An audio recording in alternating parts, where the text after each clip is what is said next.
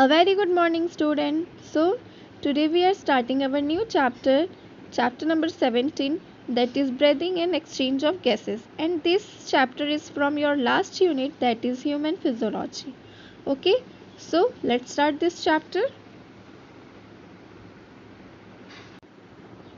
So, students, those topics which we have to cover in this chapter are respiratory organs, the different respiratory organs in different organisms like invertebrates and vertebrates. Okay, mechanism of breathing, how breathing occurs in our body, exchange of gases, how gaseous exchange takes place, transport of gases, and regulation of respiration, disorder of respiratory system. Okay, so these are the topics which we have to cover in this chapter. So first, this is the introductory portion. In this introductory portion, not so much important things are present, only breathing and respiration is important. Okay, so first of all, what is breathing? Breathing क्या होता है, respiration क्या होता है, ये हमको पता होना चाहिए, है ना. इनमें कुछ डिफरेंस है क्या, ये सब चीज़ें हमको क्लियर होनी चाहिए. तो सबसे पहले बात करते हैं ब्रीदिंग की. तो ब्रीदिंग क्या होता है, जो भी हम सांस ले रहे हैं, मतलब गैसेस को अंदर ले रहे हैं और उसको रिलीज आउट कर रहे हैं, तो ये जो प्रोसेस हो रही है, जब हम गैस को अंदर ले रहे हैं तो उसको इनहेलेशन कहते हैं, और गैस को रिलीज आउट करते हैं तो उसको क्या कहते हैं, एक्सहेलेशन. इसके लिए दो वर्ड्स यूज होते हैं, वो दो वर्ड्स बताती हूँ. एक होता है आपका इनहेलेशन, जिसका मतलब है कि हम गैस को अंदर ले रहे हैं, और दूसरा होता है आपका एक्सहेलेशन, जिसका मतलब है कि गैस को हम क्या करें, रिलीज आउट करें. मतलब जो गैस हमारी बॉडी को चाहिए, लाइक ऑक्सीजन को ही तो हम एब्जॉर्ब करते हैं, तो उन ऑक्सीजन गैस को हमारे जो सेल्स हैं वो क्या कर लेते हैं, एब्जॉर्ब कर लेते हैं, और बाकी जो अनवांटेड गैसेज हैं जैसे कि कार्बन डाइऑक्साइड, उसको क्या कर देते हैं, रिलीज आउट करते हैं. तो जो ऑक्सीजन को, जो गैसेस को हम अंदर ले रहे हैं तो उसको हम क्या कहेंगे, इनहेलेशन, और जो हम रिलीज आउट कर रहे हैं गैस को एब्जॉर्ब करने के बाद उसको हम कहेंगे एक्सहेलेशन. ओके, इसी इनहेलेशन और एक्सहेलेशन के लिए एक और वर्ड यूज होता है आपके लिए, दैट इज इनहेलेशन के लिए इंस्पिरेशन. ओके, इंस्पिरेशन यूज होता है, और एक्सहेलेशन के लिए एक्सपीरेशन. ओके, तो ये डिफरेंट वर्ड्स हैं बट मीनिंग सेम है, तो आपको याद रखना है.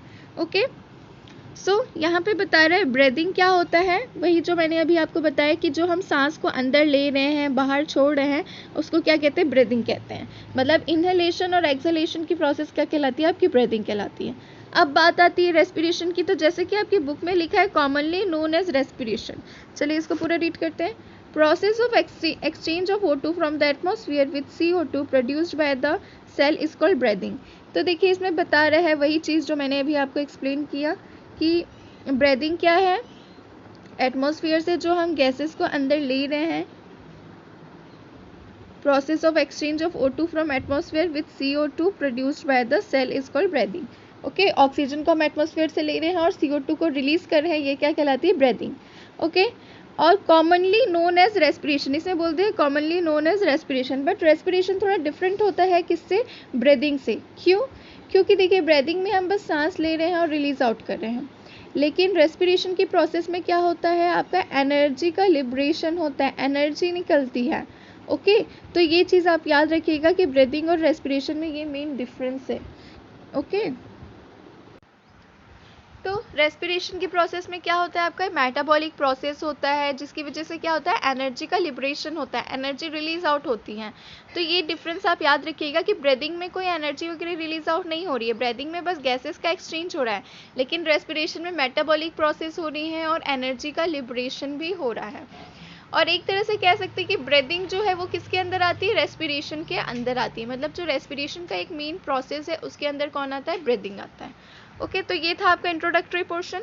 नाउ रेस्पिरेटरी ऑर्गन के बारे में पढ़ लेते हैं कि डिफरेंट ऑर्गेनिज्म में कौन कौन से रेस्पिरेटरी ऑर्गन प्रेजेंट होते हैं.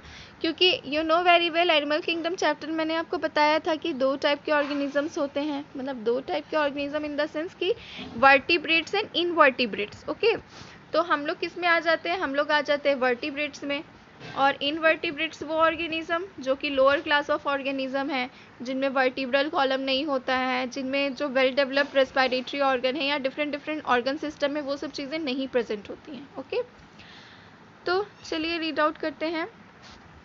mechanism of breathing vary among different group of animals depending mainly on their habitats and level of organization.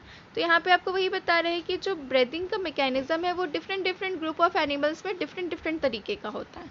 Okay और ये जो डिफरेंट तरीके हैं क्यों होते हैं, उनका जो रहने का हैबिटेट है, कुछ एक्वेटिक एनिमल्स होते हैं, कुछ टेरेस्ट्रियल होते हैं, है ना. तो इस तरह से सबका जो रहने का तरीका है, उनका जो हैबिटेट है वो डिफरेंट है. इस तरह से उनका बॉडी भी उस तरीके का क्या हो चुका है, अडेप्ट हो चुका है.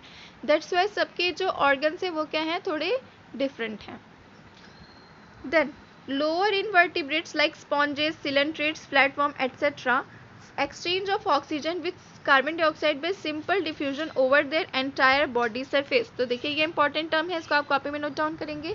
क्या बता रहे हैं यहाँ पे, जो लोअर इनवर्टिब्रेट्स है, मतलब इनवर्टिब्रेट्स में भी लोअर होते हैं और हायर होते हैं, है ना. तो लोअर इनवर्टिब्रेट्स में कौन आ जाएंगे, आपका पॉरीफेरा, सिलेंट्रेटा, प्लेटीहेलमिन्थस, ये सब जो है आपके लोअर में आ जाएंगे. और हायर में जो पीछे से आप इनवर्टिब्रेट्स को लो, लाइक इकाइनोडर्मेटा, मोलस्का, ऑर्थ्रोपोडा, ये सब थोड़े हायर एनिमल्स हैं, है ना, इनवर्टिब्रेट्स ही है लेकिन ये. तो देखिए जो lower invertebrates like sponges, coelenterates, platform, इनमें जो ऑक्सीजन का एब्जॉर्प्शन और कार्बन डाइऑक्साइड का रिलीज हो रहा है, ये किसके थ्रू हो रहा है, एक सिंपल डिफ्यूजन की प्रोसेस के थ्रू हो रहा है, उनके पूरे बॉडी सरफेस से. मतलब उनका जो पूरा बॉडी है वो रेस्पिरेशन में हेल्प कर रहा है उनको. ओके क्योंकि इनके अंदर कोई स्पेशलाइज्ड ऑर्गन तो प्रेजेंट नहीं है कि उसके थ्रू हो पाए. तो इनका जो पूरा बॉडी है वो उनको ये जो रेस्पिरेशन की प्रोसेस है उसको करने में हेल्प करता है. तो आपको ये याद रखते हैं कि ये जो लोअर इनवर्टिब्रेट्स है उनमें रेस्पिरेशन किसके थ्रू होता है, सिंपल डिफ्यूजन की प्रोसेस के थ्रू होता है और पूरे बॉडी सरफेस से होता है. ओके तो ये फर्स्ट पॉइंट हो गया आपका. देन दूसरे ऑर्गेनिजम्स का देखते हैं. देखिए earthworms use their moist cuticle and insects have a network of tubes. तो सबसे पहले अर्थवॉर्म का देख लेते हैं. अर्थवॉर्म किससे रेस्पिरेशन कर रहा है, अर्थवॉर्म कर रहा है मॉइस्ट क्यूटिकल से. क्यूटिकल यानी कि वो अपने स्किन के थ्रू कर रहा है, ठीक है. तो अर्थवॉर्म के अलावा और कौन आ जाता है, फ्रॉग भी आता है. तो इसको भी आप याद रखिएगा कि अर्थवॉर्म और फ्रॉग दोनों किसके थ्रू करते हैं, रेस्पिरेशन की प्रोसेस स्किन के थ्रू. अपना उनका स्किन जो होता है थोड़ा मॉइस्ट होता है. ओके तो वो अपने स्किन के थ्रू क्या करते हैं, रेस्पिरेशन की प्रोसेस करते हैं.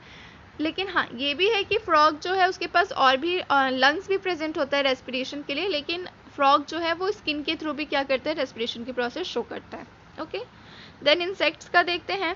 अभी तक हमने कहाँ तक देखा, एनिलीडा तक देखा. कैसे, अर्थवॉर्म क्योंकि किस में आता है, फाइलम एनिलीडा में आता है.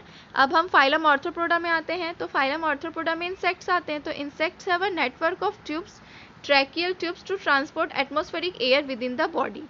तो देखिए इंसेक्ट जो होते हैं उनमें रेस्पिरेशन किसके थ्रू होता है, ट्रैकियल ट्यूब्स के थ्रू होता है. मतलब उनमें ट्रैकिया प्रेजेंट होता है. ट्रैकिया हम लोग में भी प्रेजेंट होता है, लेकिन हम लोगों का मेन रेस्पिरेटरी ऑर्गन क्या है, लंग्स है ना. लेकिन जो इंसेक्ट्स होते हैं उनमें ट्रैकिया ही प्रेजेंट होता है, किसके लिए, रेस्पिरेशन के लिए. तो इंसेक्ट्स के पास क्या होता है, नेटवर्क ऑफ ट्यूब्स, मतलब बहुत सारे ऐसे ट्यूब के नेटवर्क होते हैं जो कि क्या कहलाते हैं, ट्रैकियल ट्यूब्स कहलाते हैं. और यही सॉरी एटमॉस्फेरिक एयर को एक्सचेंज करवाते हैं. ओके ऑक्सीजन को एब्जॉर्ब करवाएंगे, कार्बन डाइऑक्साइड को रिलीज आउट करेंगे. देन नेक्स्ट क्या बता रहा है, special vascularized structure called gills, branchial respiration are used by most of the aquatic arthropods and mollusks, whereas vascularized back called lungs, pulmonary respiration are used by terrestrial forms. Okay तो बहुत सारी चीज़ें इधर बता दिया, हम एक एक चीज करके देखते हैं. तो देखिए सबसे पहले हम गिल्स को देखते हैं. ओके गिल्स के थ्रू, गिल्स जो है वो भी क्या है, एक स्पेशल वस्कुलराइज्ड स्ट्रक्चर है. इसके थ्रू रेस्पिरेशन जो है किसमें होगा, जो एक्वेटिक एनिमल्स हैं लाइक फिशेस हैं, है ना. तो फिशेस में रेस्पिरेशन किसके थ्रू होता है, गिल्स के थ्रू होता है. उसके अलावा भी जो एक्वेटिक एनिमल है लाइक मोलस्का फाइलम के जो एनिमल है वो भी तो एक्वेटिक ही होते हैं.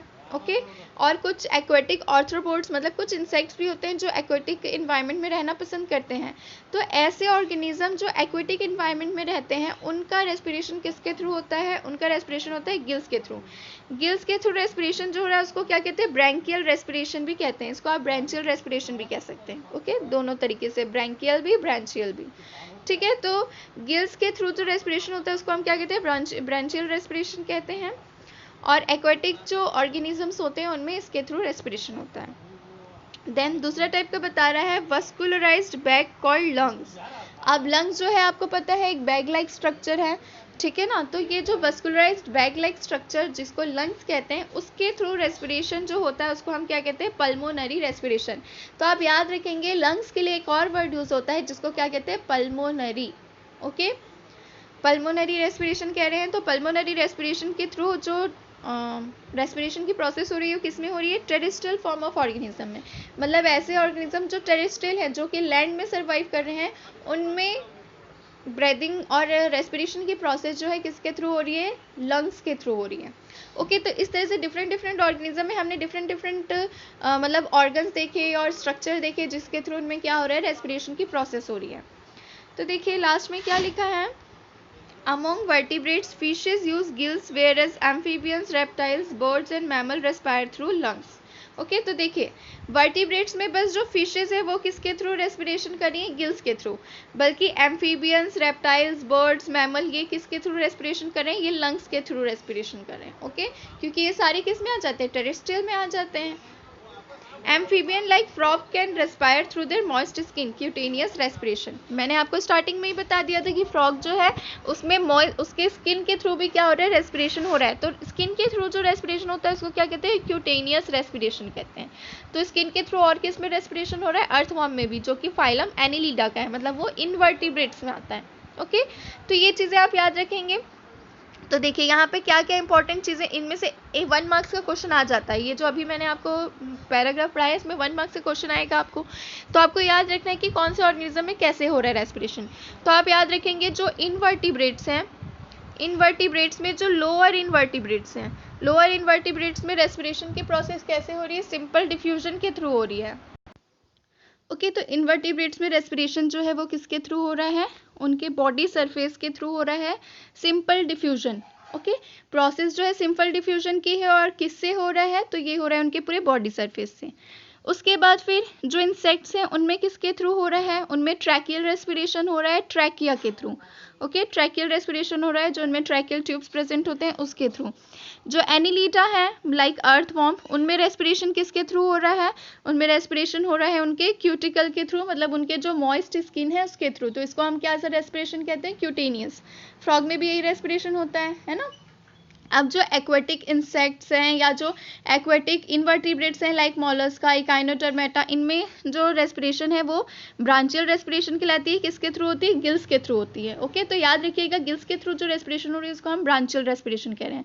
तो गिल्स के थ्रू कौन से वर्टिब्रेट्स में होती है, तो वर्टिब्रेट्स अगर पूछेगा तो कौन आ जाएगा, हमारी फिशेस आ जाएंगी। ठीक है ना, क्योंकि फिशेस जो हैं वो भी एक्वेटिक एनिमल हैं। उसके अलावा जितने भी कॉर्डेट्स में आ जाते हैं लाइक एम्फीबियन है, रेप्टाइल है, बर्ड्स हैं, मैमल्स हैं, ये सब में रेस्पिरेशन लंग्स के थ्रू होता है। ओके, तो ये था आपका पूरा रेस्पिरेशन का एक कॉन्सेप्ट जिसमें आपको पता चल गया कि किस में किसके थ्रू रेस्पिरेशन होता है। अब नेक्स्ट क्लास में हम ह्यूमन रेस्पिरेटरी सिस्टम को बहुत ही अच्छे से पढ़ेंगे कि उनके कौन से पार्ट्स होते हैं, कैसे रेस्पिरेशन हो रहा है उनमें। ओके, एक और चीज़ याद रखिएगा, लंग्स में रेस्पिरेशन जो हो रहा है उसको हम और क्या कहते हैं, पल्मोनरी। क्योंकि लंग्स के लिए हमेशा पल्मोनरी वर्ड यूज़ होता है, हमेशा ये कॉन्सेप्ट बना के रखिएगा। लंग्स के लिए कौन सा वर्ड यूज़ होता है, पल्मोनरी। उसी तरह से जैसे कि किडनी का बात कर रहे हैं हम, तो किडनी के लिए एक और वर्ड यूज़ होता है, वो वर्ड क्या है आपका, रेनल। ओके, किडनी के लिए रेनल वर्ड भी यूज़ होता है। तो उसी तरह से लंग्स के लिए पल्मोनरी भी वर्ड यूज़ होता है ना। तो ये सब चीज़ें आपको याद होनी चाहिए। अब आप बायो के स्टूडेंट हो तो बायो के लिए कौन कौन से डिफरेंट टर्म, सेम वर्ड के लिए डिफरेंट डिफरेंट टर्म यूज़ हो रहे हैं, ये आपको पता होना चाहिए। ओके, सो आज का वीडियो यहीं पे क्लोज करते हैं।